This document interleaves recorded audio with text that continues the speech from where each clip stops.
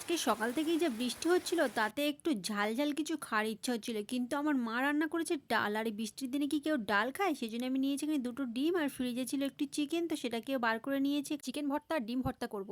তার জন্য চিকেন আর ডিমটাকে আমি প্যানের মধ্যে জল দিয়ে সেদ্ধ করে নিয়েছি, আর কড়াইয়ের মধ্যে দিয়েছি তেল, তার মধ্যে শুকনো লঙ্কাটাকে ভেজে নিয়েছি আর রসুনগুলোকেও ভেজে নিয়েছি।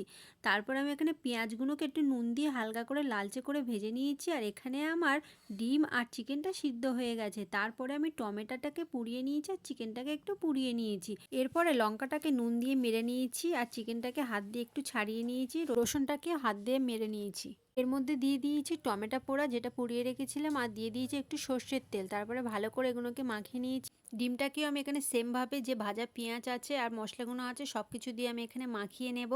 আমার ভাইয়ের আজকে পরীক্ষা, কিন্তু ও ভর্তা দিয়ে ভাত খেয়ে তারপরেই পরীক্ষা দিতে যাবে। ও বসেছিল কখন ভর্তাটা হবে।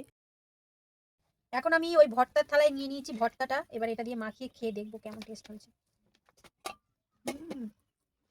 দারুণ হয়েছে, দারুণ। আমার হাতে মাখিয়েছি, সব লেগে আছে। এগুলোকে চেটে খেয়ে নিচ্ছি। অমৃত।